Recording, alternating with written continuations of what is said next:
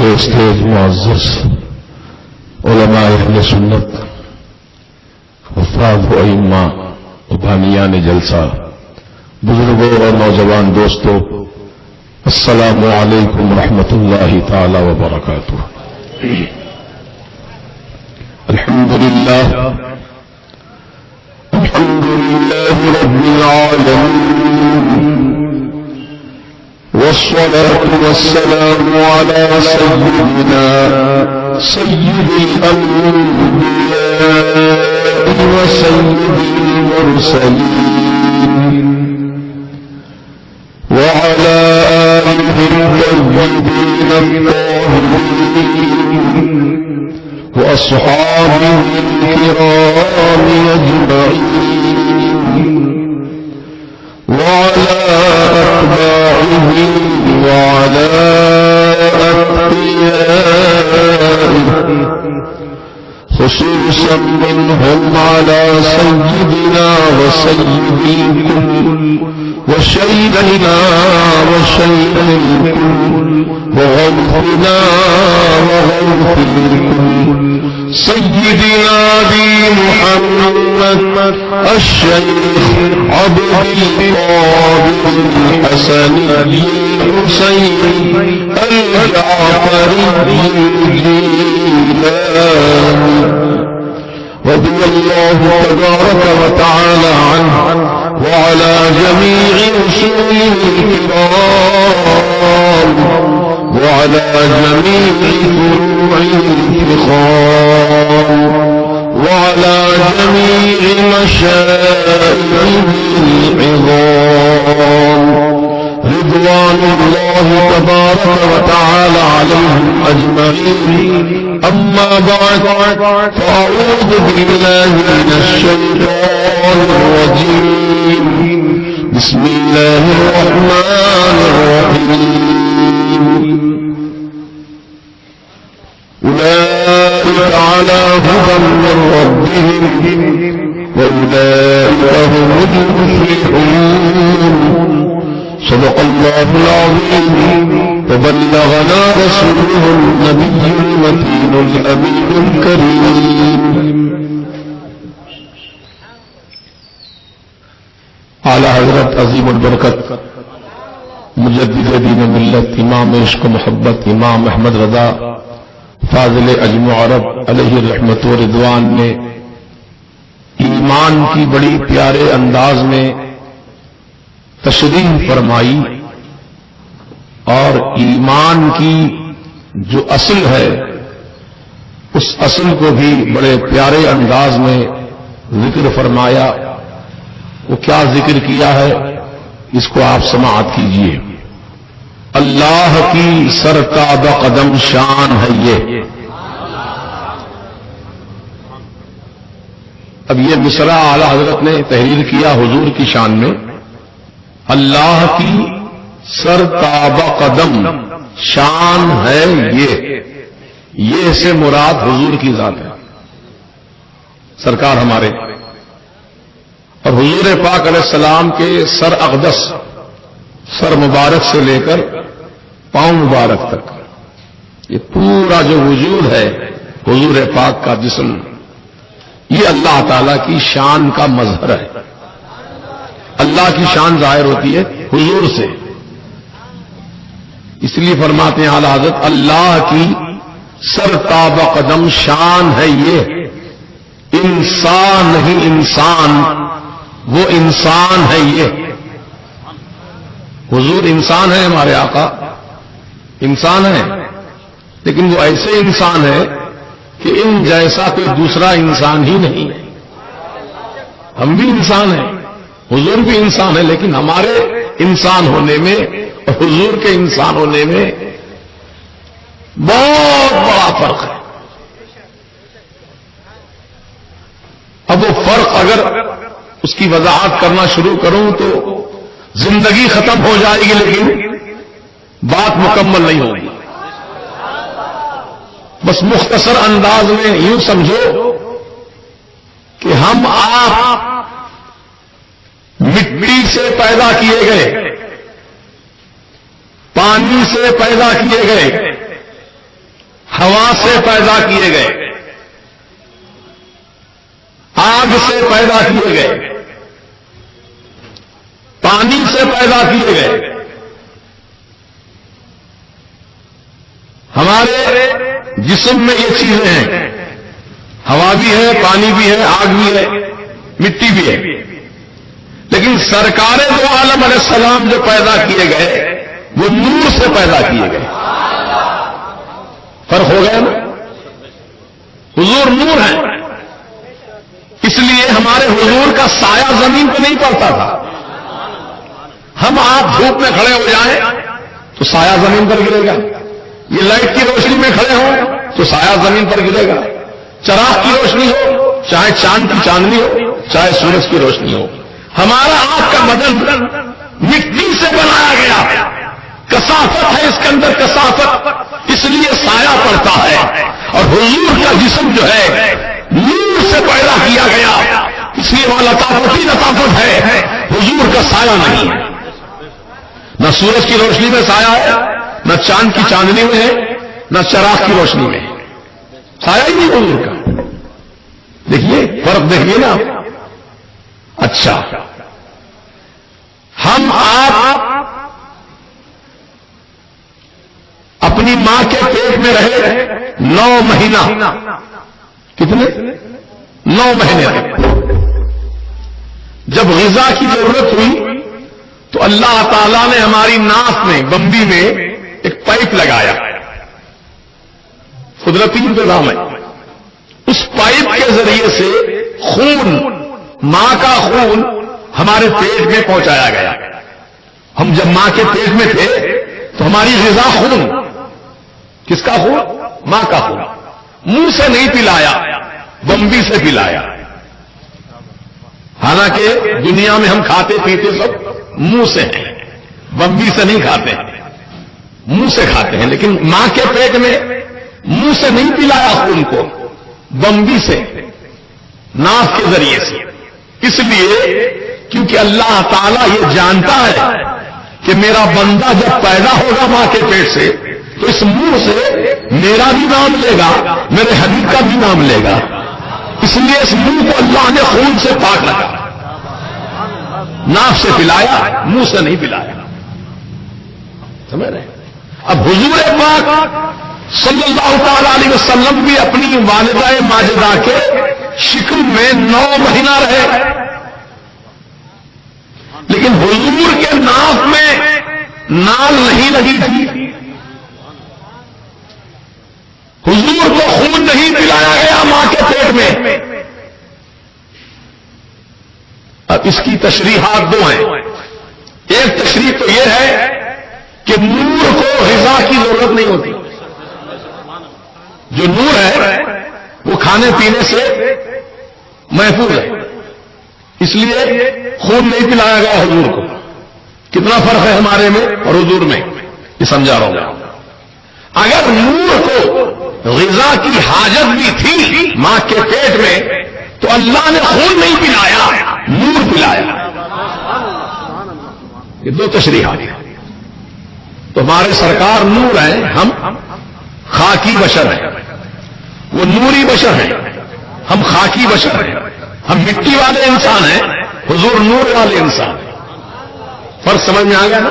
اب سنو اعلی حضرت کا شعر، اللہ کی سرتابہ قدم شان ہے یہ، انسان نہیں انسان، وہ انسان ہے یہ۔ یعنی ان جیسا کوئی انسان ہی نہیں ہے، حضور کی طرح کوئی انسان نہیں ہے، یہ بے مثال انسان ہے، بے مثل انسان ہے، یہ ایسے لاجواب انسان ہے کہ آج تک ایسا پیدا ہی نہیں ہوا، نہ قیامت تک پیدا ہوگا۔ ممتنع النظیر کہا جاتا ہے ایسی ذات کو کہ اب ان کا مثل دوسرا کوئی ہو ہی نہیں سکتا۔ سمجھے آپ؟ تو یہ عقیدہ رکھنا ایمان کی سلامتی کا ذریعہ ہے۔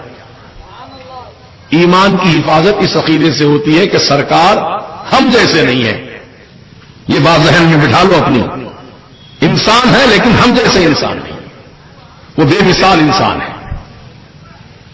اب ہمارے آپ کے بدن کے اندر باڈی میں جو کچھ ہے سب غلیظ چیزیں، بدبودار چیزیں، سڑی ہوئی چیزیں، گندگی، غلاظت سب اندر بھرا ہوا ہے. پیٹ میں کیا ہے بولو؟ میدا ہے. اور میدے میں کیا ہے؟ جب کھاتے ہیں کھانا تو کیا بنتا ہے؟ سب غلاظت ہی تو بنتی ہے. مسانے میں کیا ہے؟ پیشاب ہے. رگوں میں کیا ہے؟ خون ہے. یہ سب چیزیں ناپاک ہیں. جب تک اندر ہیں ٹھیک ہے، اندر والی چیز اگر باہر نکل گئی تو وضو ٹوٹ گیا، غسل ٹوٹ گیا. اب پھر سے تازہ وضو کرو، پھر تازہ غسل کرو تو آپ پاک ہوں گے، نہیں تو نہیں. لیکن حضور پاک صلی اللہ علیہ وسلم کے بدن شریف میں اندر، بدن کے اندر حضور کے جو کچھ ہے سب پاک ہے، سب پاک ہے. حضور کا بول مبارک بھی پاک ہے، حضور کا خون مبارک بھی پاک ہے.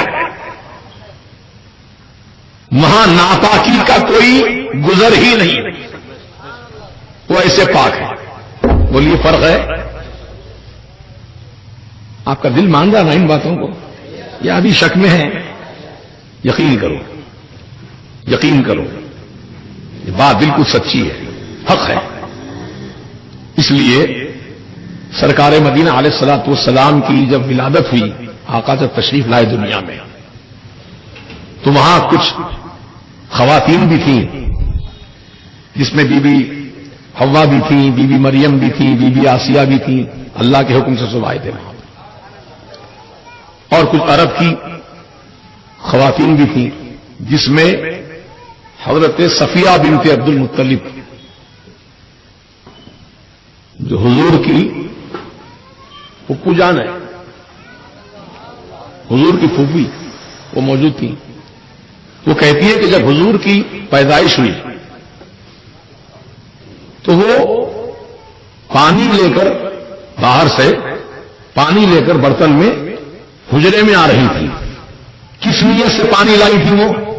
کیونکہ جب بچے پیدا ہوتے ہیں ماں کے پیٹ سے تو ان کو پیدا ہونے کے بعد پانی سے، گرم پانی سے جسم دھویا جاتا ہے، گندگی صاف کی جاتی ہے، ناف میں جو نال لگی ہوتی ہے اس کو کٹ کیا جاتا ہے، گرہ لگائی جاتی ہے اور جسم کو صاف کیا جاتا ہے. اسی نیت سے حضرت بی بی صفیہ پانی لے کر دوڑی تو آواز آئی غیب سے، اے صفیہ یہ پانی لے کر تو کس کو صاف کرنے جا رہی ہے؟ اس نبی کو تو کیا پاک کرے گی؟ اس نبی کو تو کیا پاک کرے گی جو نبی ساری کائنات کو پاک کرنے کے؟ سبحان اللہ، سبحان اللہ، سبحان اللہ، سبحان اللہ، یا رسول اللہ، سبحان زندہ باد. حضور کی یہ خصوصیات ہیں. آپ جیسا نہ کوئی پہلے پیدا ہوا، نہ آج تک کوئی ہوا، نہ قیامت تک ہوگا. تو پہلا اپنا عقیدہ یہ درست رکھو کہ سرکار انسان ہیں لیکن بے مثل انسان ہے. ان جیسا انسان دنیا میں کوئی دوسرا ہے ہی نہیں.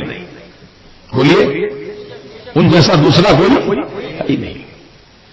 ہم صرف زمین پر دیکھتے ہیں، حضور زمین کے اندر بھی دیکھتے ہیں.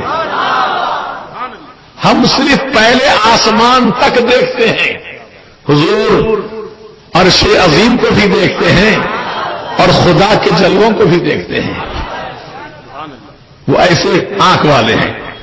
اس لیے حضور نے فرمایا انی ارا ما لا ترون، میں وہ دیکھتا ہوں جو تم نہیں دیکھتے. وہ اسمع ما لا تسمعون، میں وہ سنتا ہوں جو تم نہیں سنتے. کیا دیکھتے ہیں، کیا سنتے ہیں؟ اس کی بھی ذرا وضاحت کر دوں آپ کو. حضرت عباس رضی اللہ تعالیٰ عنہ حضور کے چچا ہیں. چچا ہیں تو لازمی بات عمر میں بڑے ہیں، انہیں سرکار کے والد کے سگے بھائی آپ کے تو عمر میں بڑے ہوئے نا، بظاہر ظاہری عمر میں بڑے ہیں. تو حضور کی پیدائش کے وقت وہ موجود تھے تو انہوں نے دیکھا منظر کہ سرکار کو جھولے میں ڈالا جاتا تھا اور جھولا جھلایا جاتا تھا. تو حضور کی انگلی شہادت کس طرح اٹھ جاتی تھی جھولے میں.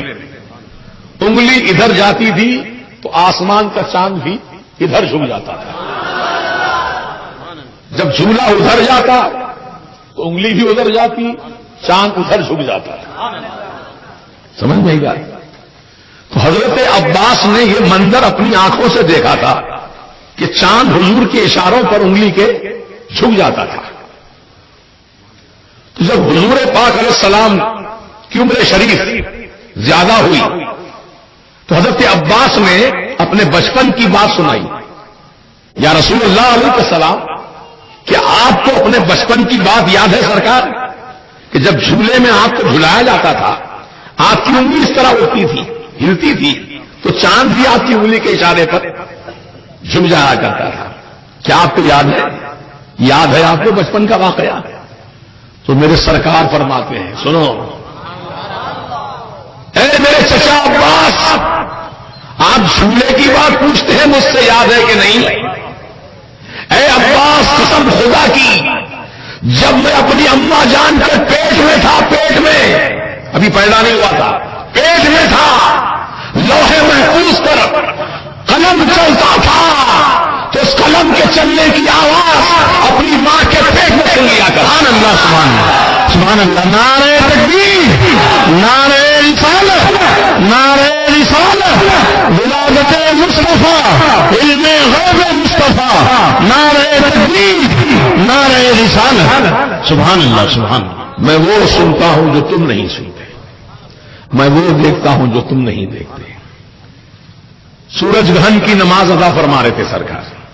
سورج گہن نفل نماز پڑھی جاتی ہے اس موقع پر. تو سرکار عین حالت نماز میں ایک قدم آگے بڑھ گئے, نماز میں قدم آگے بڑھ گئے اور اس طرح ہاتھ اٹھایا. صحابہ خود پیچھے کھڑے ہیں حضور کی ادا کو دیکھ رہے ہیں کہ سرکار نماز کی حالت میں ایک قدم آگے بڑھے ہیں اور اپنا ہاتھ بلند کیے ہیں, پھر ہاتھ واپس لے لیا, پھر اپنے مقام پہ کھڑے ہو گئے. نماز مکمل ہونے کے بعد صحابہ نے حضور سے سوال کیا, یا رسول اللہ علیہ السلام, ہمارے ماں باپ آپ پر قربان ہو جائیں سرکار, آپ نماز کی حالت میں ایک قدم آگے بڑھے, پھر اپنا ہاتھ اونچا کیا, پھر واپس لے لیا, پھر مقام پہ کھڑے ہو گئے, سرکار یہ معاملہ کیا ہے؟ تو حضور پاک نے فرمایا کہ میں جب نماز ادا کر رہا تھا اس وقت جنت میرے سامنے تھی, جنت میرے نگاہوں کے سامنے تھی, میں دیکھ رہا تھا جنت کے درخت جس پہ پھل لگے ہوئے تھے. میں نے اپنے ہاتھ اونچا اس لیے کیا کہ کچھ پھل توڑ لوں اور تمہیں کھانے کے لیے دے دوں, لیکن پھر میں نے خیال کیا جنت تو غیب کی چیز ہے, یؤمنون بالغیب, غیب پر ایمان رکھنا ہے نا. اگر میں جنت کی نعمت یہی دنیا میں دے دوں تو ایمان بھی غیب ختم ہو جائے گا, اس لیے میں نے پھلوں کو نہیں توڑا تاکہ تمہارا غیب پر ایمان سلامت رہے. اللہ دیکھیے حضور جنت بھی دیکھ رہے ہیں, جنت کے پھل بھی دیکھ رہے ہو اور توڑنے پر بھی قادر ہیں. اور کرو, زمین پر کھڑے ہو کر ہاتھ اونچا کیا تو جنت میں پہنچا دیا. کہاں پہنچایا؟ جنت میں پہنچ گیا. حضور اس طرح پکڑ کے توڑ لیتے پھل, ہاتھ میں آ جاتا آپ کے. تو ہماری طرح نہیں ہے ہاتھ حضور کے, حضور کے ہاتھ بے مثال ہے, حضور کی نگاہیں بے مثال, حضور کا سراپا بے مثال. سمجھ میں ہی بات آپ کی؟ چاند بھی چمک رہا ہے نا, یہ دیکھیے اس چاند کو 14ویں کا چاند تھا, یہ تو 11ویں کا چاند ہے. 14ویں کا چاند مکمل گول ہو جاتا ہے. اس چاند کو حضور نے مکہ شریف کعبۃ اللہ کے قریب میں پہاڑی ہے, اس کو بو قبیس کی پہاڑی کہتے ہیں, بو قبیس. اس پر شاہ فہد نے اپنا محل بنا لیا ہے.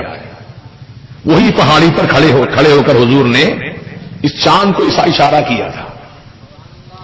اشارہ کیا تو چاند 2 ٹکڑے ہو گیا اور 2 ٹکڑے ہو کر زمین پہ اتر آیا. حضور جس پہاڑ پہ کھڑے ہیں پہاڑ کے سیدھی جانب آدھا ٹکڑا آ گیا, بائیں جانب آدھا ٹکڑا اتر آیا, نیچے آ گیا چاند, ٹکڑے ہو کر 2 نیچے آ گیا.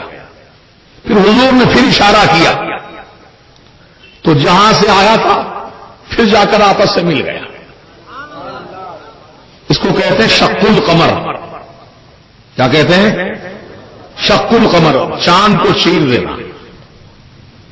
اعلی حضرت امام اہل سنت نے اس معجزے کو حضور کے کس پیارے انداز میں بیان کیا، سنیے کہ اشارے سے چاند چیر دیا، اشارے سے چاند چیر دیا، چھپے ہوئے خور کو پھیر لیا۔ خور یہ خورشید کا مخفف ہے، خورشید کہتے ہیں سورج کو۔ حضرت مولا علی کی نماز اثر قضا ہو گئی تھی اور حضور جو ہے ان کی یہ ران پر سر رکھ کے آرام فرما رہے تھے، حضرت علی کی ران پر۔ سورج ڈوب گیا، اثر کا وقت ختم ہو گیا، حضرت علی کی آنکھوں میں آنسو آ گئے نماز اثر کے چھوٹنے کے غم میں۔ ہماری آپ کی نمازیں کتنی قضا ہو رہی ہیں، کبھی روئے کبھی میری نماز قضا ہو گئی، روئے نہیں؟ روئے، رو، حضرت علی کی سنت پہ عمل ہو جائے گا۔ افسوس کرو کہ میری نماز چھوٹ گئی۔ نمازیں وقت پہ ادا کیا کرو، نماز کی حفاظت کرو، نماز کی پابندی کرو۔ کھانے پینے سے زیادہ کہیں نماز کی فرضیت ہم پر ہے۔ ہم لوگ ٹائم دیکھتے ہیں کھانے کا، یہ ٹائم کھانے کا ہے، یہ ٹائم بریک فاسٹ کا ہے، یہ ٹائم لنچ کا ہے، یہ ٹائم ڈنر کا ہے نا؟ ٹائم کے حساب سے کھاتے ہیں نا۔ اس سے کہیں زیادہ گھڑی دیکھتے رہو، یہ ٹائم فجر کا ہے، 5:30 ہو گئے، نماز کا وقت ہو گیا، اٹھو، 1 بج گیا، یہ ٹائم ظہر کا ہے، 5 بج گئے، کہو یہ ٹائم عصر کا ہے، 6:30 ہو گئے، یہ ٹائم مغرب کا ہے، 8:30 ہو گئے، یہ ٹائم عشاء کا ہے۔ تو ٹائم کی پابندی کرو اور نمازیں وقت پہ ادا کرو۔ حضرت مولا علی کی نماز اثر چھوٹ گئی، وہ بھی اس وجہ سے چھوٹی کہ سرکار نے ان کو بٹھا دیا تھا اور ان کی زانوں پر اپنا سر رکھ کر آرام فرما رہے تھے، اس لیے قضا ہوئی نماز، ورنہ نہیں ہوتی۔ سرکار تو پہلے ادا کر چکے تھے، حضرت علی نہیں پڑھے تھے نماز، حضور نے بٹھایا ان کو، بیٹھ گئے۔ تو جو سورج چھپ گیا تھا، ڈوب گیا تھا مغرب میں، مغرب کا وقت شروع ہو گیا، حضرت علی رونے لگے حضرت علی، وہ آنسو بہتے بہتے سرکار کے چہرے پر آئے۔ ہم اس کو ادب کے الفاظ میں یوں کہتے ہیں کہ حضرت علی کے آنسو آنکھ سے نکل کر رسول پاک کے چہرے کے بوسے لینے لگے، حضور کے چہرے کے آنسو بوسے لینے لگے۔ تو حضور نے اپنی نرگسی آنکھیں کھولی اور فرمایا لما تبکی کا یا علی، اے علی کس چیز نے رلا دیا تم کو، کیوں رو رہے ہو؟ علی کیا جواب دیتے؟ یا رسول اللہ، علی تو اللہ اور اللہ کے رسول کی اطاعت میں لگا ہوا تھا، میری نماز اصل قضا ہو گئی، اسی کے قضا ہونے کا غم مجھ کو رلا رہا ہے۔ علی غم مت کرو، علی غم مت کرو، علی اٹھو، تمہاری نماز اثر میں ادا کرواؤں گا،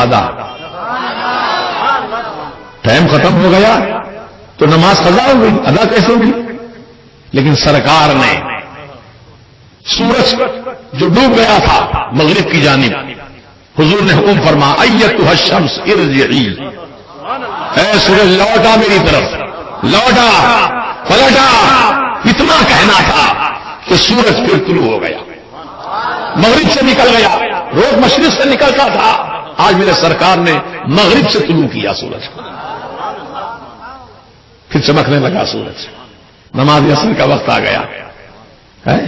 حضرت علی نے نماز اثر کو بہت ہی اطمینان، خشوع و خضوع کے ساتھ ادا فرمایا، پھر سورج ڈوب گیا۔ تو اس واقعے کو میرے سرکار اعلی حضرت فرماتے ہیں کہ اشارے سے چاند چیر دیا، چھپے ہوئے خور کو، خورشید کو جو چھپ گیا تھا، چھپے ہوئے خور کو پھیر لیا، گئے ہوئے دن کو اصل کیا،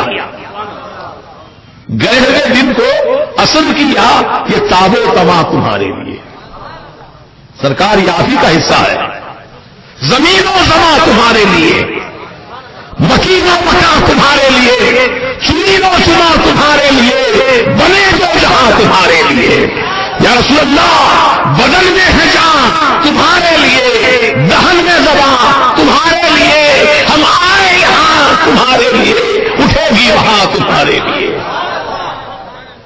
تو حضور کی شان بے مثالیت کو ماننا یہ ایمان کے تقاضے ہیں.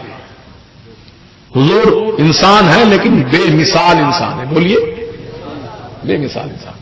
اپنا جیسا بولا اگر کوئی سمجھ لو ایک پکا سڑا ہوا وہابی ہے. حضور ہماری طرح انسان تھے بھائی. ایسا کوئی بولا آپ کے سامنے اس سے فوراً دوری اختیار کرو، سمجھ لو یہ ہمارا نہیں ہے. جو حضور کو اپنا جیسا بولا وہ ہمارا نہیں ہے. حضور ہم جیسے نہیں ہیں، ہم جیسے نہیں ہیں، کسی کی طرح نہیں. بولیے ہے حضور بے مثال ہے. اب میں فرق بتا رہا ہوں آپ کو، فرق سمجھتے جاؤ. میں کہتا ہوں یہ پوری وہابی تنظیمیں جتنی ہیں، تحریکیں تنظیمیں، سب مل کر انگلی نہیں پورے دونوں ہاتھ ہلا کے بولو اے سورج لوٹا، اے سورج لوٹا، اے سورج لوٹا. مر جاؤ گے کہتے کہتے لیکن سورج نہیں نکلے گا. تمہارے میں وہ اتنا کمال ہے ہی نہیں جو کمال میرے مصطفیٰ کی انگلی میں ہے. تو پھر کیوں کہتے ہو رسول ہم جیسے ہیں؟ شرم نہیں آتی بولتے ہوئے؟ کوئی آج تک غیر مسلم نہیں بولا میں رام جیسا ہوں. ارے کوئی دعویٰ نہیں کیا آج تک. لیکن یہ کیسے کلمہ پڑھنے والے لوگ ہیں جو حضور پاک علیہ السلام جو اللہ کی کل مخلوقات میں، زمینوں میں، آسمانوں میں، فرشتوں کی جماعت میں، نبیوں کی جماعت میں، رسولوں کی جماعت میں، اللہ والوں کی جماعت میں، تمام انسانوں کی جماعت میں کوئی میرے آقا جیسا ہے ہی کوئی نہیں. یہ عقیدہ رکھو. تو حضور پاک علیہ الصلوۃ والسلام بے مثال ہے. فرق بتاؤں اور آپ کو دیکھیے، سرکار کی بارگاہ میں صحابہ آئے، یا رسول اللہ علیہ السلام پینے کے لیے پانی نہیں ہے، پینے کا پانی ختم ہو گیا سرکار، پانی نہیں ہے، پیاس لگی ہے، وضو بھی کرنا ہے، جانور بھی پیاسے ہیں، سرکار کرم فرما دیجیے. تو صحابہ کا حضور کو اپنی طرح سمجھتے تھے. یہ لوگ کہتے پھرتے ہیں گلی گلی کوچا کوچا صحابہ والا کام کرو، نبیوں والا کام کرو، صحابہ والا کام کرو. تو صحابہ والا کام تو یہی تھا کہ ان کو جو بھی حاجت ہوتی تھی رسول کی بارگاہ میں اپنی حاجت پیش کرتے تھے. صحابہ والا کام تو یہ ہے. تم کون سا صحابہ والا کام کر رہے ہو؟ صحابہ والا کام نہیں ہے. جو ان کو حاجت ہوتی چاہے دنیا کی چاہے دین کی حضور سے رجوع ہوتے تھے. اب پانی نہیں ہے تو کیا کرنا؟ حضور صحابہ کے ساتھی ہیں کہ حضور کے پاس پانی کے مشکل سے بھرے ہوئے تھے، کچھ اور سامان تھا پانی کا بھرا ہوا نہیں، کچھ بھی نہیں. صحابہ کے پاس پانی نہیں، حضور کے پاس بھی نہیں. ظاہر میں تو نہیں کہا، لیکن اتنا جانتے پوچھتے کہ صحابہ حضور کو کیوں بول رہے ہیں کہ پانی ہمیں نہیں چاہیے، حضور پانی ختم ہو گیا.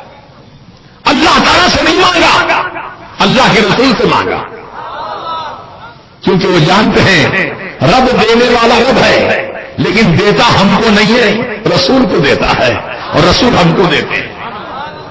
اس لیے صحابہ اسی عقیدے پر جمے تھے. حضور سے معروضہ کیا سرکار پانی نہیں ہے. حضور نے فرمایا پیالہ لاؤ، پیالہ رکھ دیا گیا. حضور نے اپنی 5 انگلیاں سیدھے ہاتھ کی اس پیالے کے اندر رکھی کٹورے میں. ہر انگلی سے پانی کی نہر نکل رہی ہے، پانی ابل رہا ہے. صحابہ اٹھا کر پانی برتن میں بھر رہے ہیں. کوئی پی رہا ہے، کوئی برتن بھر رہا ہے، کوئی جانوروں کو پلا رہا ہے، کوئی وضو کر رہا ہے، کوئی غسل کر رہا ہے. انگلیوں سے پانی نکال دیا حضور نے، پانی انگلی سے نکالا. یہ حضور کی خصوصیات ہے، یہ حضور کے معجزات ہیں. بتاؤ حضور کی انگلیوں کا جب یہ کمال ہے، سرکار کے اشارے کی طاقت کا یہ حال ہے، انگلیوں کا یہ کمال ہے، تو ان جیسا دنیا میں اور کون دوسرا ہے؟ ہرگز نہیں، ہرگز نہیں. تو عزیزان محترم، عقیدہ اچھا رہنے سے، عقیدہ صحیح رہنے سے ہی انسان کا ایمان محفوظ رہتا ہے. ایمان سلامت رہتا ہے. اگر عقیدہ بدل جائے تو ایمان برباد ہو جاتا ہے، ایمان تباہ ہو جاتا ہے، جیسے کہ اور لوگوں کا ایمان تباہ ہو گیا. عقیدہ صحیح نہیں رہنے کی وجہ سے تباہ ہوا. حضور کے علم غیب کا انکار کرتے ہیں، حضور کو علم غیب نہیں ہے کہتے ہیں. سرکار ہماری طرح انسان ہے، پیٹھ کے پیچھے کیا ہے حضور کو نہیں معلوم، یہ دیوار کے پیچھے کیا ہے حضور کو نہیں معلوم. یہ وہابیوں کی بولی ہے، ہم سنیوں کی بولی کیا ہے؟ سرکار دو عالم علیہ السلام پوری کائنات کو ایسے دیکھتے ہیں، زمینوں میں، زمینوں کے اندر، زمینوں کے باہر، پہاڑوں میں، دریاؤں میں، سمندروں میں، آسمانوں میں، ایسے دیکھتے ہیں پوری کائنات کو جیسے کوئی انسان اپنی نگاہوں کے سامنے اپنی ہاتھ کی ہتھیلی دیکھتا ہے، ایسے دیکھتے ہیں سرکار. اب بتاؤ، حضور کی نگاہوں کے سامنے پوری کائنات ہے تو کون سی چیز غیب ہے؟ غیب کیا ہے حضور کے سامنے؟ کیا غیب ہے؟ اس لیے اعلیٰ حضرت فرماتے ہیں اور کوئی غیب کیا، تم سے نگاہ ہو بھلا جب نہ خدائی چھپا تم پہ کروڑوں درود. سب سے بڑا غیب تو اللہ کی ذات ہے. اللہ تعالیٰ ہی اپنا جلوہ دکھا دیا اپنے محبوب کو بلا کر، تو کون سا ایسا غیب ہے جو اللہ سے بڑا ہو؟ معاذ اللہ. اللہ تعالیٰ اپنا جلوہ دکھا دیا حضور. بہرحال یہ ساری تقریریں آپ سن چکے ہیں. دہرانے کا مقصد یہی ہے کہ ایمان بچانا ہے، ایمان کو سلامت رکھنا ہے تو اپنا عقیدہ اچھا رکھنا ہے. اللہ اور اللہ کے رسول کے متعلق، اللہ تعالیٰ کی کتابوں کے متعلق، اللہ کے فرشتوں کے متعلق جو ایمانیات سے متعلق ضروریات ہیں، ان تمام چیزوں کو صحیح طور پہ ماننا، یہی ہے ایمان کی سلامتی، یہی ہے ایمان کی حفاظت. اب اس کے لیے یہ تو باتیں آپ تقریروں میں سنتے ہیں علماء اہل سنت سے، انشاءاللہ سنتے رہیں گے، لیکن جو اصل بنیاد ہے آج کے جلسے کا عنوان ایمان کیسے بچایا جائے، تو اس کے لیے پہلے تو ایمان والا بننا ہے، اور ایمان والا وہی کہلاتا ہے جس کا عقیدہ اچھا ہو، حضور کا علم غیب بھی مانتا ہو، حضور کو اللہ کا نور مانتا ہو، حضور کو رحمت للعالمین شفیع المذنبین گناہگاروں کی شفاعت کرنے والا مانتا ہو، سرکار کو بے مثال مانتا ہو، سرکار کو حیات النبی یعنی قبر میں آج سرکار اپنی قبر میں زندہ ہیں اس بات کو مانتا ہو. یہ تمام عقیدے جو صحیح مانتا ہے وہ ہے ایمان والا، وہ ہے ایمان والا. اب ایمان تو الحمدللہ ہے، اب ایمان کو بچانا کیسے؟ کیونکہ چاروں طرف سے خطرہ ہے ایمان کو، ہر قدم پہ خطرہ ہے، ہر قدم پہ دھوکہ ہے. تو یہ دھوکوں سے، خطروں سے اپنے ایمان کو کیسے بچائیں؟ تو عزیزان محترم، مسلک اعلی حضرت ایک ایسی محفوظ تجوری کا نام ہے کہ مسلک اعلی حضرت کے دائرے میں جو آ گیا اس کا ایمان بچ گیا. حقیقت بول رہا ہوں میں آپ سے، اللہ کی قسم یہ کوئی مبالغہ نہیں ہے، کیونکہ میرے ذہن میں جو مفہوم ہے اس مفہوم کے مطابق میں آپ سے عرض کر رہا ہوں کہ مسلک اعلی حضرت کا جو دائرہ ہے نا، جو اس کے حدود ہے، جو اس کا جوریشن ہے، اس کا جو دائرہ ہے، وہ ایسا محفوظ ہے کہ اس دائرے میں جو آ گیا اس کا ایمان بچ گیا. آج دیکھیے بڑے بڑی ہستیاں تھپڑے کھاتے ہوئے ہے، نامی گرامی شخصیت ہے، تھپڑ کھا رہے ہیں. کیوں؟ کیا ضرورت پڑی تھپڑ کھانے کی؟ غور کرو، کیسے کیسے لوگ ایسے ویسے ہو گئے، کیسے کیسے لوگ ایسے ویسے ہو گئے، اور ایسے ویسے کیسے کیسے ہو گئے. تو جو ایمان اپنا بچا نہیں سکتے، خود اپنا ایمان نہیں بچا سکا، تو دوسروں کا کیا ایمان بچائے گا؟ پہلے اپنا ایمان محفوظ رکھ، پھر دوسروں کے ایمان کی حفاظت کا سامان کر. تو اعلی حضرت نے نہ اپنا ایمان بچایا بلکہ دنیا میں بسنے والے کروڑوں مسلمانوں کے ایمان کی حفاظت کا سامان عطا کر دیا. کیا فرماتے میرے اعلی حضرت؟ درود پاک پڑھ لیجیے، اللہم صلی علی سیدنا و نبینا مولانا محمد مبارک وسلم، صلاۃ و سلام علیک یا رسول اللہ. للہ الحمد، میں دنیا سے مسلمان گیا. اس سے پہلے کا مثال، انہیں جانا، کس کو؟ حضور کو. انہیں جانا، انہیں مانا، یعنی حضور کو جانا جیسے جاننے کا حق ہے ویسے جانا، اپنا ایسا نہیں جانا، بے مثال جانا. بشر، صرف بشر نہیں مانا، افضل البشر مانا، خیر البشر مانا. انہیں جانا، انہیں مانا، نہ رکھا غیر سے کام. دوسروں سے کوئی مطلب ہی نہیں رکھا حضور اعلی حضرت نے. جو مطلب اپنا تھا اس مطلوب کو اپنایا. اب یہ فائدہ کیا ہوا اس کا؟ انہیں جانا، انہیں مانا، نہ رکھا غیر سے کام. اس کا فائدہ کیا ہوا؟ للہ الحمد، میں دنیا سے مسلمان گیا، میں دنیا سے مسلمان گیا. تو ایمان سلامت رکھ کر جو دنیا سے چلا جائے وہی تو کامیاب ہے. محترم دوستو، تو مسلک اعلی حضرت ایک ایسے محفوظ دائرے یا محفوظ تجوری یا محفوظ باؤنڈری کا نام ہے جس کے اندر جو داخل ہو گیا اس کا ایمان محفوظ ہو گیا. اب زیادہ آپ کو میں باتیں بتاؤں گا تو آپ کی سمجھ میں بھی نہیں آئے گا اور آپ اس پر عمل بھی نہیں کر سکیں گے. بہتر اور سب سے آسان طریقہ یہ ہے اپنے آپ کو سونپ دو مسلک اعلی حضرت کے، ایمان بچ گیا. قسم اللہ کی ایمان محفوظ ہو گیا. آج دنیا میں بہت سے فرقے ہیں، بہت سی تحریکیں ہیں، بہت سی تنظیمیں ہیں، بہت سی جماعتیں ہیں. ہر جماعت والے کا، ہر تنظیم والے کا اپنا اپنا ایک خیال ہوتا ہے، خیال، اپنا اپنا ایک نظریہ ہوتا ہے، ایم. لیکن اعلی حضرت نے اپنا خیال، اپنا ایم، اپنا نظریہ نہیں پیش کیا. جو پیش کیا اللہ رسول کا حکم جو تھا وہ پیش کیا، جو صحابہ کا عمل تھا وہ پیش کیا، جو اہل بیت اطہار کی زندگیاں تھیں وہ پیش کی، غوث اعظم کا جو طریقہ تھا وہ پیش کیا، غریب نواز کا جو راستہ تھا وہ پیش کیا. اپنی طرف سے کچھ نہیں کہا، جو کہا اللہ رسول کی مرضی سے. یہ مسلک اعلی حضرت ہے. اب لوگ آج مسلکی کو ماننے تیار نہیں کہتے. پانچواں مسلک کی کیا ضرورت ہے؟ مسلک تو چار ہی ہیں، حنفی، شافعی، مالکی، حنبلی. یہ مسلک اعلی حضرت کیا ہے؟ نیا مسلک. قسم اللہ کی، مسلک امام اعظم ابو حنیفہ کا دوسرا نام مسلک اعلی حضرت ہے. یہ نیا مسلک نہیں ہے. مسلک امام اعظم ہی کو ہم مسلک اعلی حضرت کہتے ہیں. کیوں کہتے ہیں؟ کیا ضرورت پڑی کہنے کی؟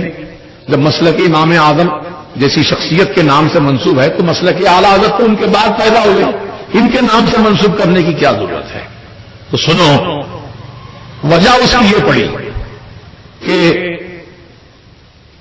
حنفی جو امام اعظم کے فالوور ہیں، تقلید کرتے ہیں، پیروی کرتے ہیں مسائل میں، اس میں بھی ایک اصلی ہے ایک نقلی ہے.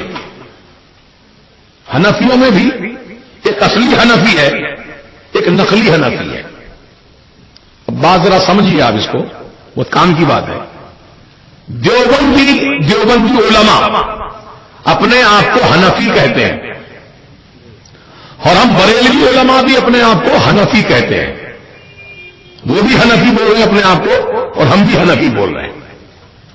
حنفی کا مطلب امام اعظم کے طریقے پر چلنے والے، آپ کی بتائی ہوئی تعلیمات پہ چلنے والے کو حنفی کہتے ہیں. امام شافعی کے طریقے پہ چلنے والوں کو شافعی کہتے ہیں.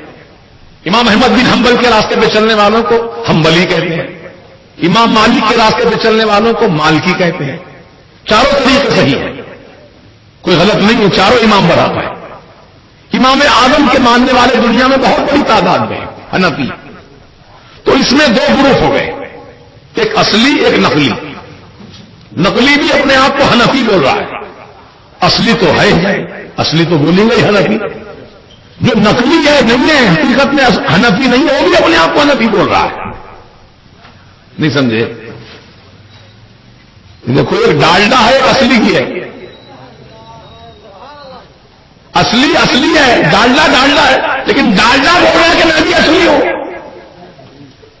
تو بات غلط ہو جائے گی نا بھائی. دنیا مانے گی ڈالڈا تو اصلی ہی، یہ ڈالڈا ہے نقلی، ہمیں اصلی چاہیے. تو بزرگوں اور دوستو، اصلی حنفی وہ ہیں جو سرکار کو یا رسول اللہ کہہ کے پکارتے ہیں، حضور کا علم غیب مانتے ہیں، حضور کو قبر میں زندہ مانتے ہیں، اصلی حنفی ہے. اور نقلی حنفی کہتے ہیں یا رسول اللہ کہنا شرک ہے، نہ پکارو رسول کو، پھر کہتے ہیں حنفی، کہتے ہیں نہ پکارو. امام اعظم کا طریقہ کیا تھا؟ امام اعظم نے رسول کو ندا کر کے پکارا، یا رسول اللہ اسمی وجدنی، اے اللہ کے رسول میری مدد فرمائیے. یہ امام اعظم کا راستہ، یہ امام اعظم کا طریقہ ہے. تم کس کے طریقے پہ چل رہے ہو؟ حنفی کہتے ہو. تو یہی ہے فالٹ، یہی ہے غلطی کہ جو حنفی نہیں ہے وہ بھی اپنے آپ کو حنفی بول رہا ہے. تو اصلی میں نقلی میں اب پہچان کیسا ہونا بھائی؟ آپ دیکھتے نہیں کمپنی والے، جو مشہور کمپنیاں والے ہوتے ہیں جو پروڈکشن نکالتے ہیں، دنیا میں کافی مانگ ہوتی ہے اس کی، تو وہ لوگ نقالی سے بچانے کے لیے اپنے مال کو ایک خصوصی مونوگرام بناتے ہیں یا ہولوگرام بناتے ہیں.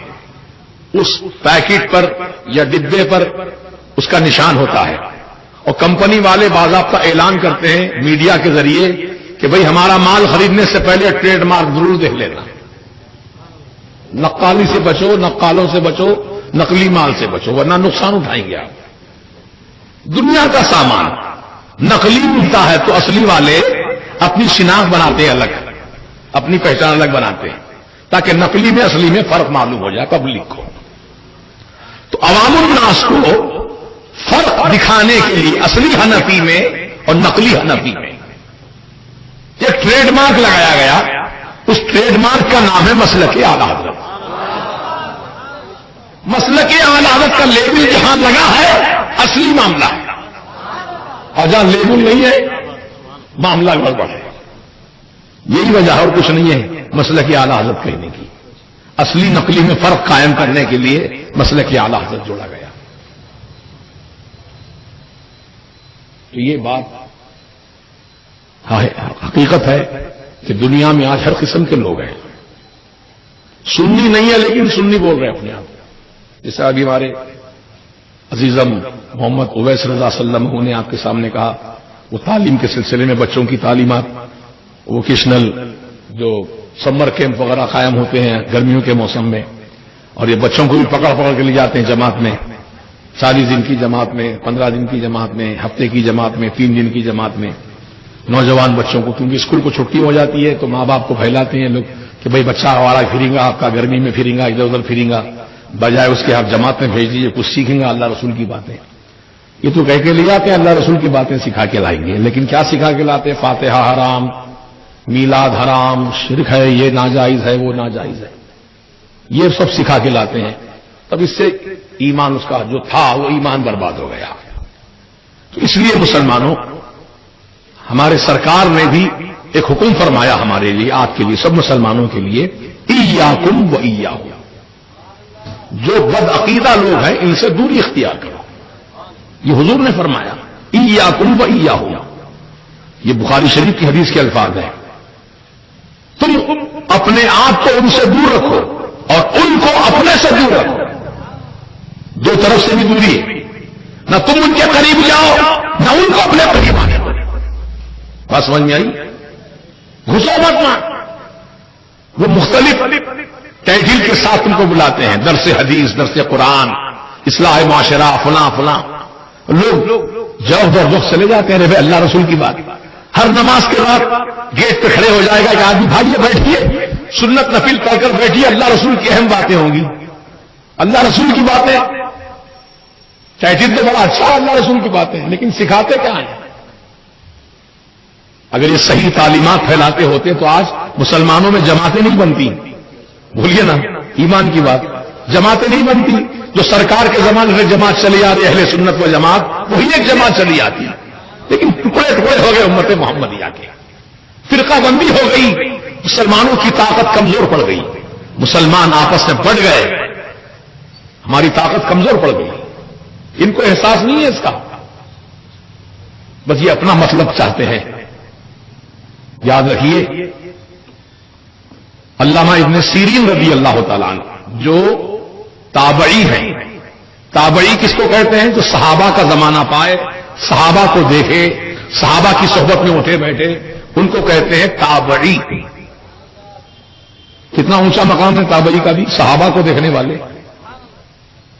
حضرت تمیم انصاری رضی اللہ تعالیٰ عنہ کا مزار مدراس کے آگے کولم شریف ایک جگہ ہے، سمندر کے کنارے، وہاں مزار ہے آپ کا.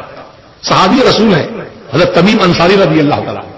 لوگ، ہمارے ہندوستان کے لوگ صحابی کے مزار پہ جا کے خوش ہوتے ہیں. ہم صحابی کو تو نہیں دیکھے لیکن کم از کم ان کے مزار کی زیارت تو کر رہے ہیں، زیارت تو کر رہے ہیں، خوش نصیب سمجھتے ہیں اپنے آپ کو. اب جو صحابہ کو دیکھے ہیں اپنی آنکھوں سے، ان کی صحبت میں بیٹھے ہوں، وہ کتنے خوش نصیب ہوں گے.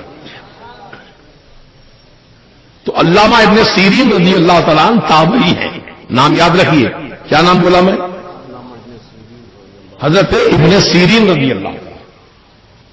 یہ خوابوں کی تعبیر کے بہت بڑے عالم مانے جاتے ہیں. خواب دیکھتے نا لوگ اکثر خواب، تو کون سے خواب کی کیا تعبیر ہے، اس تعلق سے آپ کو بہت بڑا ملکہ حاصل تھا. آپ کی کتابیں اس عالم رویا کی تعبیرات سے متعلق. بہرحال آپ کے پاس ایک آدمی آیا، کہنے لگا حضور میں قرآن سنانا چاہتا ہوں، سنیے قرآن سنانا چاہتا ہوں. حضرت نے فرمایا نہیں، تجھ سے نہیں سنوں گا میں. کیا فرمایا؟ تجھ سے نہیں سنوں گا. اچھا ٹھیک ہے، قرآن مت سنیے، حدیث رسول سن لیجئے. کہا نہ، حدیث رسول بھی نہیں سنوں گا میں تجھ سے. پھر فرمایا تو یہاں سے فوراً چلا جا، اٹھ جا یہاں سے، چل نکل یہاں. وہ سوچے پڑ گیا کہ ایسا کیوں کہہ رہے ہیں حضرت مجھ کو؟ جانے کے لیے کہہ رہے ہیں، نہ قرآن سننے تیار ہے نہ حدیث سننے تیار ہے، اور جانے کے لیے کہہ رہے اٹھ کے چلا جا یہاں سے.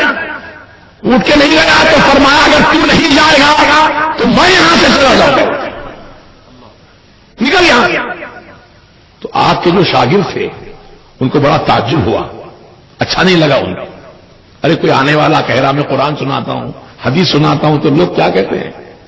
نہیں سنیں گے بولتے، سنیں گے بولتے. سنائیے، سننا چاہتے ہیں بولیے سنائیے. لیکن حضرت نے منع کیا، نہیں سننا ہے تجھ سے. تو شاگردوں پر یہ بات بڑی گرا گزری، اور اس کے جانے کے، چلے جانے کے بعد پوچھا ابن سیرین رضی اللہ تعالیٰ عنہ سے، تابعی سے، کہ حضور آپ نے نہ قرآن سننا پسند کیا نہ حدیث رسول سننا پسند کیا، آخر اس کی وجہ کیا ہے؟ ہم وجہ جاننا چاہتے ہیں. تو فرمایا ابن سیرین نے، مجھے معلوم ہے یہ شخص بد مذہب ہے، بد مذہب ہے. اس کی زبان سے اگر میں قرآن سنوں اس کا مطلب غلط سمجھا دے اور غلط مطلب میرے دل دماغ میں بیٹھ جائے تو جیسے یہ گمراہ ہے ویسے میں بھی گمراہ ہو جاؤں گا. اس لیے میں نے اس کے منہ سے نہ قرآن سننا چاہا نہ حدیث رسول سننا چاہا. مجھے معلوم ہے بد مذہب آدمی ہے. سنا آپ نے؟ جب علامہ ابن سیرین جیسی شخصیت بد مذہبوں سے اتنی دوری اختیار کرتے ہیں کہ 14ویں صدی کا حال کیا ہے. ہم کو آپ کو کتنی دوری اختیار کرنی چاہیے. بلاتے ہیں آؤ قرآن، آؤ حدیث، آؤ اللہ رسول کی بات. بد مذہب کی زبان سے نہیں سننا ہے، اس کی زبان سے سنو جو سرکار کا وفادار ہے. وفادار وہ ہے یا رسول اللہ کہے، یا نبی اللہ کہے، الصلاۃ والسلام علیکہ یا رسول اللہ کا ترانہ پڑھے، جو حضور کا علم غیب مانے. اب آپ لوگ سب تحقیقات کرتے ہیں اپنی ذاتیت سے متعلق. کچھ کاروبار کرنا ہے تو بڑے بڑے تجربے حاصل کرتے ہیں. یہ کاروبار کرنا چاہ رہا ہوں بھائی، کروں نہ کو کروں، فائدہ ہے نہیں ہے، کیسا کرنا کیسا نہیں کرنا، کہاں سے مال خریدنا، کیسا پرچیزنگ کرنا، کیسی کتنا منافع ملتا ہے اس پر، کتنا پروفٹ ہے، سب معلومات کرنا آتا آپ کو. یہ معلومات کرنا نہیں آتا یہ مسجد کا امام کون ہے، سنی ہے کہ وہاں بھی ہے، یہ حضور کا علم غیب مانتا ہے کہ نہیں مانتا ہے، سرکار کو زندہ مانتا ہے کہ نہیں مانتا ہے، سرکار کو اللہ کا نور مانتا ہے کہ نہیں مانتا ہے، سرکار کو شفیع المذنبین مانتا ہے کہ نہیں مانتا ہے. یہ سب پوچھو نا، معلومات کرو. کوئی گردن نہیں مارے گا آپ کی پوچھنے سے. اگر مار بھی دو تو کوئی غم نہیں، شہید کہلاؤ گے. ممتاز احمد قادری شہید رحمت اللہ علیہ نے اپنی جان کو رسول کے عشق میں قربان کیا. کیا جذبہ محبت ہے، اس کو کہتے ہیں عشق رسول کی منزل. کیسا دل گردہ ہے. گستاخ رسول کو کیفر کردار پہنچایا اور خود پھندے پہ جھول گئے. محترم دوستو، مرنا تو ہے ایک دن، لیکن ایسی موت جو حضور کی محبت میں آئے، کتنی بے مثال موت ہے. آپ کی زبان پہ سبحان اللہ نکل رہا ہے، لاکھوں کروڑوں مسلمان بھی سبحان اللہ کہہ رہے ہیں، کتنی اچھی موت ہے. کوئی افسوس نہیں کیا، کہہ رہے کتنی اچھی موت ہے. عشق رسول میں جان دیا، عاشق رسول ہے، شہید اسلام ہے، شہید کہہ کے پکارا جا رہا ہے. غازی کا لقب دیا گیا. کیوں یہ سارے القابات ممتاز آدمی کو کیوں دیے جا رہے ہیں؟ اس لیے کیونکہ حضور کی محبت میں اپنی عزیز ترین جان کو قربان کیا. تو قربان اگر ہو جائے جان تو کوئی غم نہیں ہے. خوش نصیب ہوتے ہیں وہ بندے جو اللہ رسول کی محبت میں جان دیتے ہیں. ڈرو مت، پوچھو، معلومات کرو، اس کے بعد پھر نیت کرنا پیچھے اس ایمان کے. اللہ اکبر. ہر ایک کے پیچھے ہاتھ نہیں باندھ لینا، معلومات کرو، تحقیقات کرو. الحمدللہ آپ کے اس علاقے میں سنی مسجدیں بھی ہیں اور دوسرے عقیدے والوں کی مسجدیں بھی ہیں. تو نماز آپ سنی ہے، سنی ہے تو سنی امام کے پیچھے نماز پڑھو. کیونکہ سنی کی نماز گستاخ رسول امام کے پیچھے نہیں ہوتی، نہیں ہوتی نماز. آپ جان بوجھ کے بھی پڑھیں گے تو آپ پر کفر کا فتویٰ لازم آئے گا. اگر بے جانے بوجھے پڑے ہیں تو گناہگار کہہ جائیں گے. وہ نماز کو لوٹانا پڑے گا، واجب ہے آپ کے ذمہ. یہ مسئلے ہیں شریعت کے. ہر ایک کے پیچھے اللہ اکبر نہیں بولنا. امام حسین رضی اللہ تعالیٰ عنہ کربلا کے میدان میں یزیدی امام کے پیچھے نماز نہیں پڑھی آپ نے، نہ یزیدی لوگ آپ کے پیچھے نماز پڑھے. بتا دیا فرق دونوں نے اپنا اپنا. یزیدی فوج امام حسین کے پیچھے نماز نہیں پڑھ رہی ہے، اور امام حسین کے ساتھ جو 72 آدمی تھے وہ یزیدی امام کے پیچھے نماز نہیں پڑھ رہے. دونوں کی جماعت الگ الگ ہو رہی ہے، دونوں کی اذان الگ، دونوں کی جماعت الگ.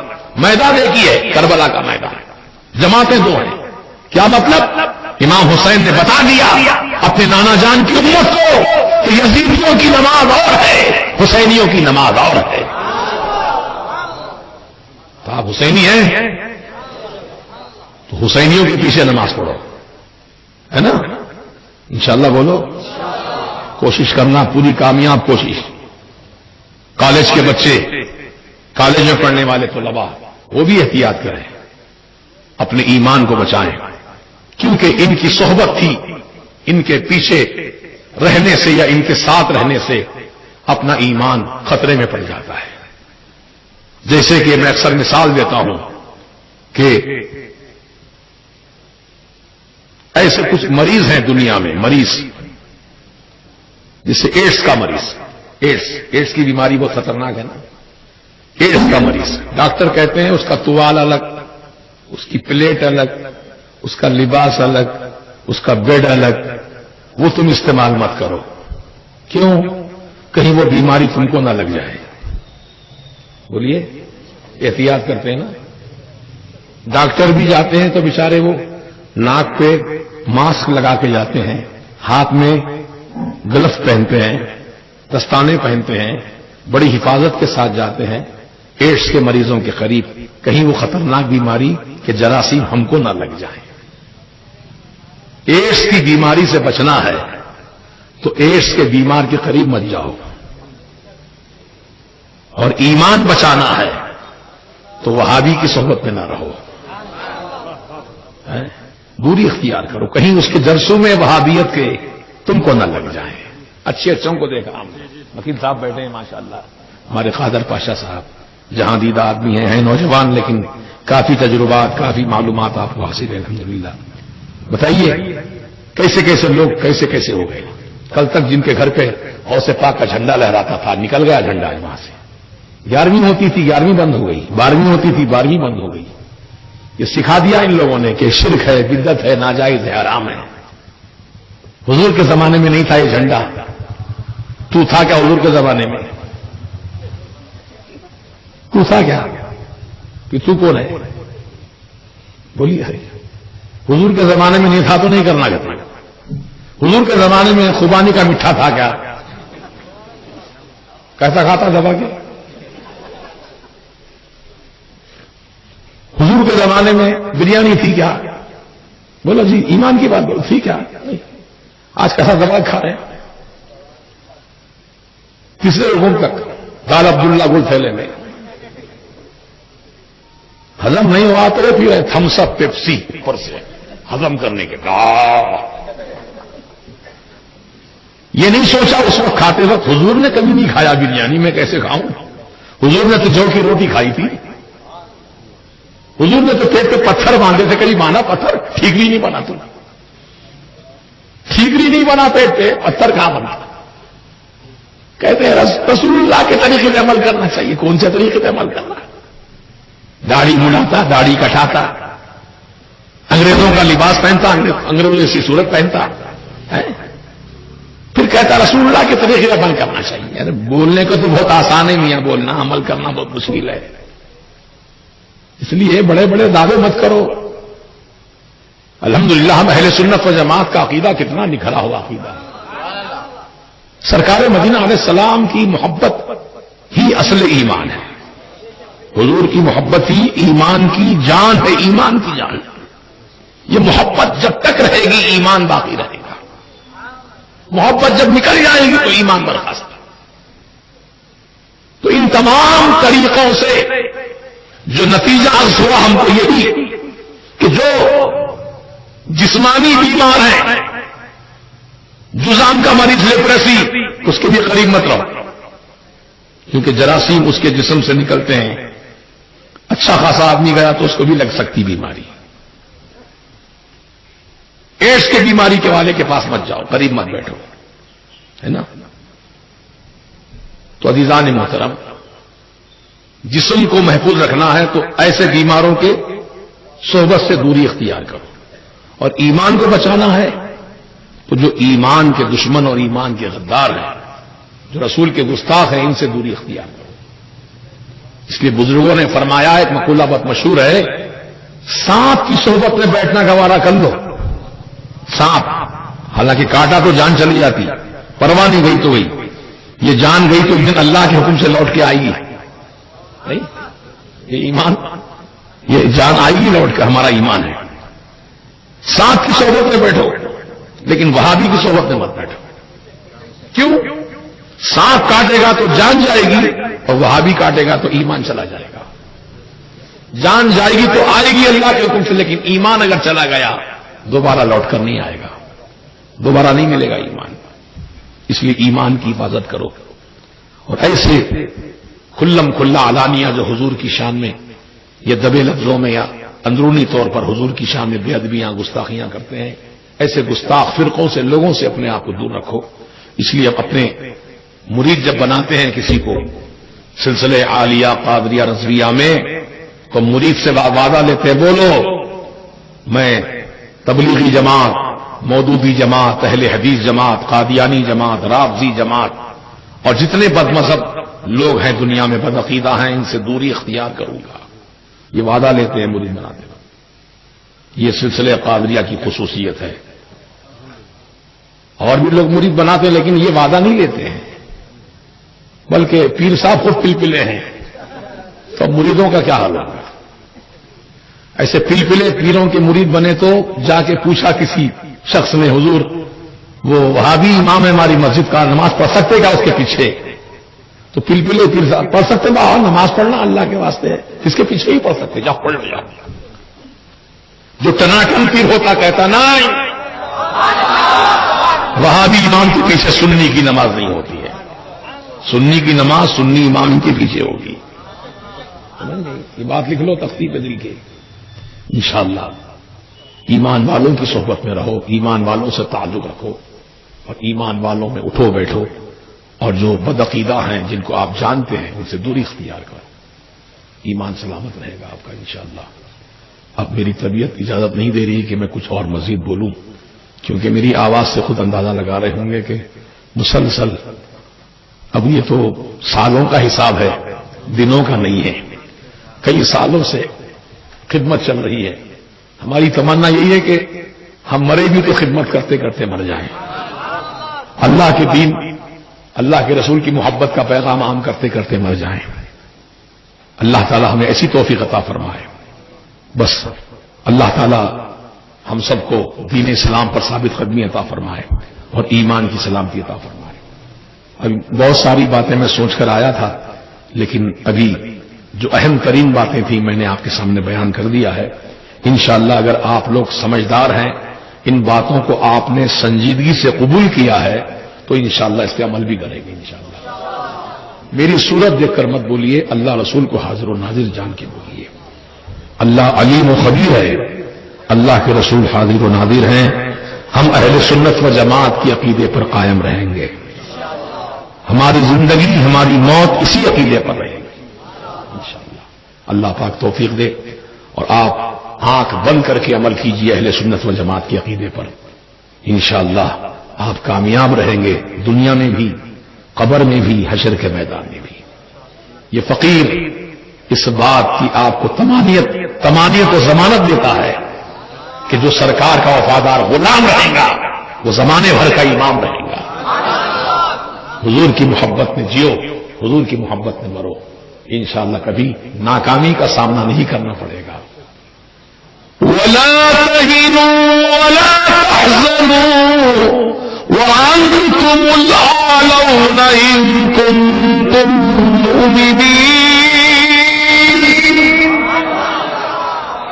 تم سستی مت کرو، سستی مت کرو، غم بھی نہ کھاؤ.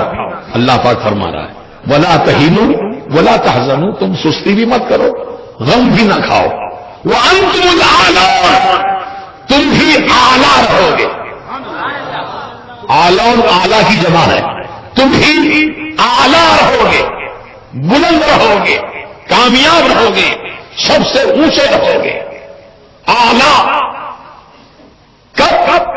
ان کنتم مؤمنین، اگر تم سچے ایمان والے بن جاؤ تو تم ہی سب سے اونچے رہو گے. اور کیا چاہیے؟ یہ اللہ کا وعدہ ہے قرآن میں. جو ایمان والے ہیں سب سے اونچے ہیں، اور ایمان جس کا جتنا طاقتور ہے وہ اتنا اعلیٰ ہے. یہ تو سب ایمان والے ہیں، لیکن اعلیٰ حضرت کا جو ایمان، طاقتور ایمان، جیسے آپ طاقتور ایمان والے تھے، رسول پاک کی غلاموں کو بھی آپ ویسے ہی طاقتور ایمان بنانے کے لیے پوری زندگی آپ نے وقت کی اور 1500 کتابیں تصنیف فرمائیں، قرآن شریف کا ترجمہ لکھا.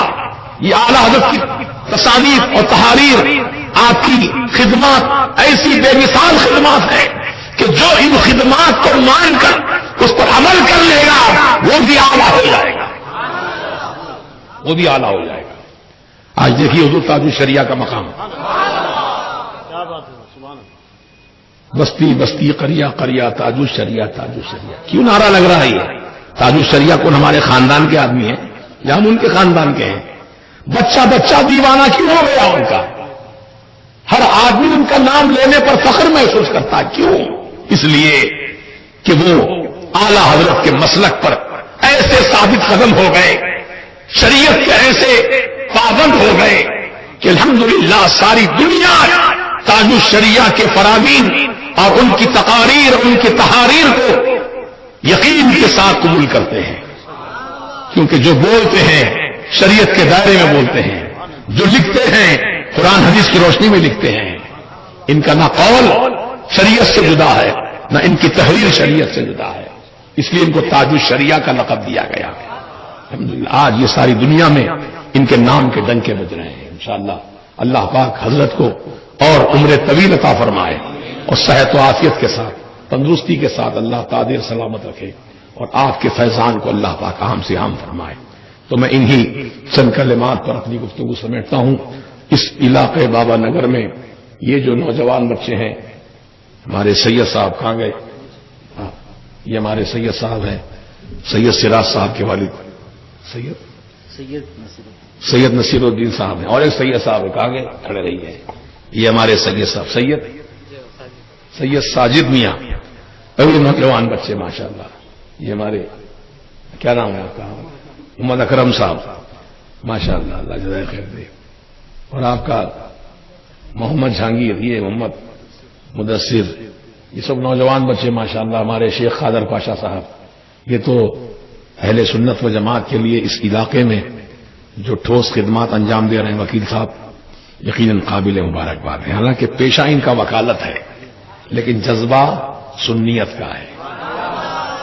یہ بڑی قدر کی بات ہے، ورنہ ایسے وکیل لوگ جو ہوتے ہیں وہ سب مقدمات کے نپٹانے میں مصروف رہتے ہیں، لیکن یہ ان خدمات کے ساتھ ساتھ دین کی خدمات ان کی اہمیت کے ساتھ جاری ہیں. یہ بہت بڑی عزت کی بات ہے، کرامت کی بات ہے، شرافت کی بات ہے. اللہ پاک ان کے درجات میں بلندی عطا فرمائے. اور ایسے جتنے قابل لوگ ہیں اس محلے کے، میں ان سے کہتا ہوں کہ اب تک آپ لوگ اپنے گھر میں بیٹھے رہے، اپنا کام کاج دیکھتے رہے، اپنے بال بچوں کی خدمت میں رہے، لیکن خدا را اے قابل ترین لوگوں، اے علم والوں، اے قدر جاننے والوں، نکلو اپنے گھروں سے، آ جاؤ میدان میں، فیلڈ میں آؤ، فیلڈ ورک کرو. آپ نے جو باتیں یہاں سنی ہیں اپنے کسی دوست کے سامنے یہ تمام باتیں بیان کرو، اس کو اپنا ہمنوا بناؤ، اس کے دل دماغ میں اہل سنت و جماعت کا عقیدہ ڈالو. کوشش کریں گے انشاءاللہ. اگر ہر ایک آدمی اپنے اپنے ملنے جلنے والوں کو سنیت کی طرف راغب کرے اور سنیت کے عقیدے میں ٹھوس بنا دے تو انشاءاللہ سنیت اس سے کافی فروغ پائے گی. ہم لوگ جمود کا شکار ہیں، سن لیا اپنی حد تک، زندگی میں اپنی مسئلہ نہیں. آپ کے ملنے جلنے والے، آپ کے اڑوس پڑوس، آپ کے خاندان میں، آپ کے قبیلے میں جو لوگ ہیں ان سے ملاقاتیں کرو. آپ اب تک خاموش رہے، اب حرکت میں آ جاؤ اب انشاءاللہ. اگر آپ حرکت میں آ گئے نا سب آدمی، پھر دیکھیے اہل سنت و جماعت کا معاملہ کیسے نکھرتا ہے. اور انشاءاللہ اللہ پاک ہر ایک مسلمان بھائی کو، ہر نوجوان کو توفیق دے کہ وہ اپنے اپنے طور پر دین اسلام سنیت کی خدمت کے لیے آگے بڑھے انشاءاللہ. اللہ پاک آپ سب کو اجر عظیم عطا فرمائے. صلی اللہ تعالی علی خیر خلقہ سیدنا محمد وآلہ واصحابہ اجمعین برحمتک یا ارحم الراحمین. حضرات انشاءاللہ مرکز اہل سنت میں سمر کیمپ شروع کیا جائے گا. ابھی ایگزام شروع ہوئے بچوں کے، آج سے ہی شاید غالباً SSC کا آج سے شروع ہوا نا. ہاں، تو SSC کے ایگزام ختم ہوں گے انشاءاللہ. اس کے بعد باضابطہ اعلان کیا جائے گا مرکز اہل سنت میں سمر کیمپ. جو بچے رات دن وہیں رہ کر تعلیم حاصل کرنا چاہتے ہوں دین کی، تو وہاں ان کے رہنے کا، کھانے کا فری انتظام رہے گا مرکز کی طرف سے انشاءاللہ. گزشتہ سال بھی تھا، یہ سال بھی رہے گا. تو جو نوجوان ہر عمر کے بچوں کے لیے وہاں داخلہ فری رہے گا. آپ لوگ تشریف لائیے، اپنے بال بچوں کو لے کر آئیے اور سمر کیمپ سے فائدہ اٹھائیے. 40 دن یا مہینے بھر کا جو بھی کورس ہوگا انشاءاللہ اس کے بعد آپ کا اعلان کیا جائے گا. اور جمعہ آپ مرکز اہل سنت میں آئیے. زیادہ دور نہیں ہے، گرا کنٹا بہت قریب ہے، یہاں سے 10-15 منٹ کا راستہ ہے. اور پھر جمعرات کو رات میں عشاء کی نماز کے بعد محفل قادریہ ہوتی ہے، اس محفل میں بھی آئیے. ہر اتوار کو ظہر کے بعد ذکر کی محفل ہوتی ہے، اس ذکر کی محفل میں بھی آئیے. ہر چاند کی 11 تاریخ کو، جیسے آج 11 تھی، سرکار غوث پاک کی محفل ہوتی ہے 11ویں شریف کی. اس طریقے سے وہاں کی ایکٹیویٹیز ہیں. تو آپ لوگ آتے جاتے رہیں گے تو آپ کے معلومات میں اضافہ ہوتا رہے گا اور تعلقات بھی آپ کے ہمارے مضبوط سے مضبوط ہوتے جائیں گے انشاءاللہ. پیار بڑھے گا، محبت بڑھے گی، اخلاص بڑھے گا. آنے جانے سے محبت بڑھتی نا انشاءاللہ. آپ لوگ آئیے، اس فقیر کی طرف سے آپ سب کو دعوت ہے آنے کی، اور ہمارے دروازے کھلے ہیں آپ کے لیے انشاءاللہ. اور آپ تشریف لائیے. ابھی اذان کے لیے اب کیا آواز پہلے ہی بیٹھی ہے میری. حضرات گرامی، آپ میری آواز سے پتہ لگا رہے ہوں گے کہ آواز کتنی متاثر ہے. ابھی کل تو بہت ہی زیادہ بیٹھی تھی آواز. اللہ کا کرم ہے، غوث پاک کی 11ویں شریف کی محفل میں دعا کر کے آئے ہیں. اللہ تعالیٰ کچھ بولنے کے لائق بنا دیا ہے. ابھی نوجوان بچوں کی خواہش ہے کچھ اذان کے کلمات سنا دوں. اب پوری اذان تو میں نہیں سنا سکتا، بس چند کلمات اذان کے سنا دیتا ہوں. کیونکہ اذان جانتے ہیں آپ 5 وقتہ نماز کے لیے ہر مسجد میں اذان کہی جاتی ہے، اور اذان سن کر ہی ہم لوگ نماز کے لیے قدم آگے بڑھاتے ہیں. تو یہ مسلمان کی ذمہ داری ہے کہ جو مسجدیں جہاں سے ہم کو بلاوا آ رہا ہے، نماز کی دعوت دی جا رہی ہے، اس دعوت پر لبیک کہہ کے آگے بڑھے اور اللہ تبارک و تعالیٰ کے دربار اقدس میں حاضر ہو کر اپنا سر جھکا دیں رب کی بارگاہ میں. پھر دیکھیے رب تعالیٰ کی مہربانی، اس کا کرم کیسے ہوتا ہے. اللہ اکبر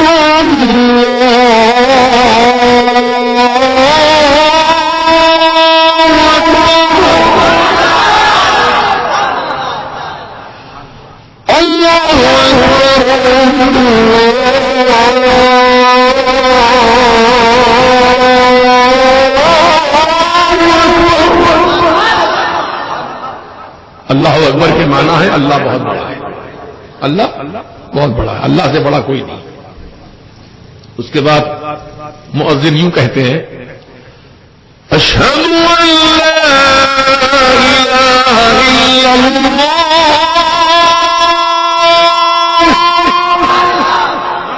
میں گواہی دیتا ہوں اللہ کا سوا کوئی معبود نہیں ہے. یہ کلمات 2 مرتبہ کہنے کے بعد مؤذن یوں کہتا ہے اشہد ان محمد رسول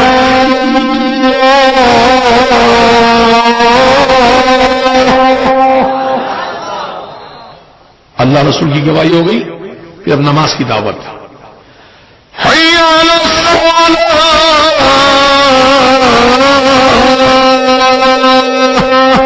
آؤ نماز کے لیے. حی علی الصلاۃ کے معنی آؤ نماز کے لیے. نماز کیا ہے؟ حی علی الفلاح، آؤ کامیابی کے لیے. نماز پڑھو کامیاب ہو جاؤ، نماز پڑھو کامیاب ہو جاؤ، اور کیا چاہیے. سبحان اللہ. پھر صبح کی نماز کا وقت ہوتا ہے. مؤذن اس وقت سرکار کے سنت کے مطابق یہ کلمات کا اضافہ کرتا ہے. کیا؟ الصلاۃ خیر من النوم، نماز نیند سے بہتر ہے. نماز نیند سے بہتر ہے. اٹھو نماز کے لیے، نیند توڑو، اپنی بستر چھوڑو، رب کی بارگاہ میں چلے آؤ. پھر دیکھو اللہ تعالیٰ اسلام اور ایمان کا جھنڈا نماز فجر ادا کرتے ہی تمہارے ہاتھ میں عطا فرماتا ہے.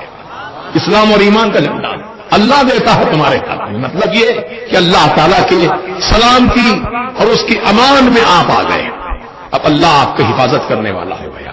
اس لیے صبح کی فجر کی نماز کی بڑی اہمیت ہے، کیونکہ نیند کا مسئلہ ہوتا ہے. آدمی جاگتا ہے راتوں میں، صبح جلدی نیند نہیں اٹھتی. لیکن جو بندے اللہ کی محبت میں رات بھر جاگے بھی ہوں لیکن نماز فجر ادا کر کے سو جائیں تو وہ کافی بہتر ہے ان کے لیے. اور یاد رکھیے روٹی روزی جو تقسیم ہوتی ہے نا، وہ صبح کے وقت میں تقسیم ہوتی ہے.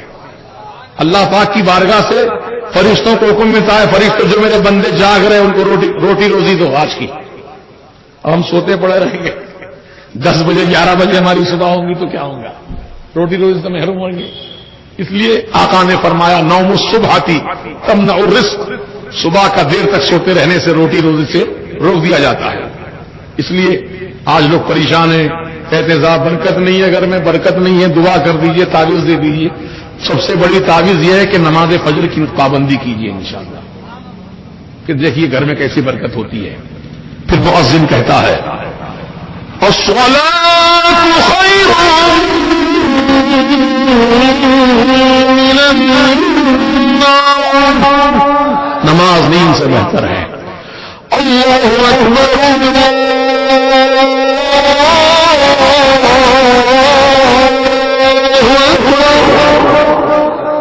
اللہ بہت بڑا ہے، اللہ بہت بڑا ہے.